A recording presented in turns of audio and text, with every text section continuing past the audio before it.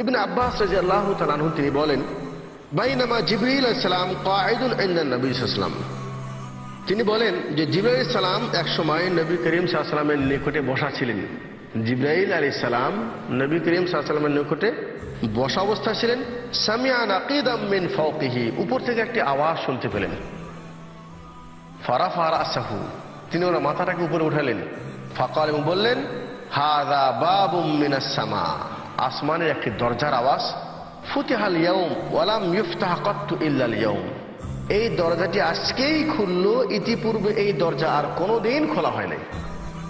ফানাজালাত মিনহু মালাকুন, এই দরজা থেকে একটি ফেরেশতা অবতীর্ণ হচ্ছে।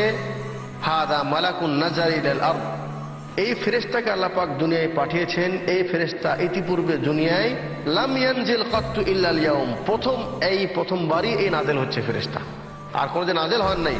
ফাসাল্লাম, এরপরে সালাম দিল। অকল, এবং বলল, আবশির বিনুরাইন উতিতাহুমা লাম ইউতাহুমা নাবিয়্যুন ক্বাবলাক, বলছেন, হে নবী সাল্লাল্লাহু আলাইহি ওয়াসাল্লাম, আপনি সুসংবাদ গ্রহণ করুন, দুইটি নূরের, দুইটি আলো সুসংবাদ গ্রহণ করুন, যে দুই নূর এবং আলো আপনার পূর্বে কোনো নবীকে দেওয়া হয়নি। এটা আপনার জন্য বিশেষ, খাস, স্পেশাল। এই দুই নূর আলো আপনাকে দেওয়া হলো। সেটা কি? ফাতিহাতুল কিতাবি ওয়া খাওয়াতিমুস সূরাতিল বাকারা, একটি হলো সূরা ফাতিহা আর একটা হলো সূরা বাকারা শেষ দুই আয়াত। সুবহানাল্লাহ।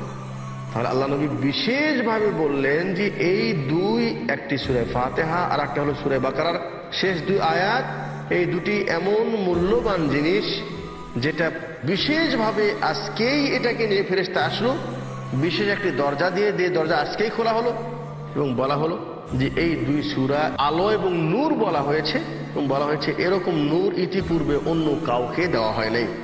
লান তাকরা বিহারফিন মিনহা ইল্লা উতিতাহু, বলছেন এই দুই সূরা এবং আয়াত, সূরা বাকারা শেষ আয়াত, এখান থেকে কোনো ব্যক্তি একটি হরফ যদি পড়ে আল্লাহর কাছে কিছু চায়, তাহলে আল্লাহ তাআলা তাকে অবশ্যই দান করবেন।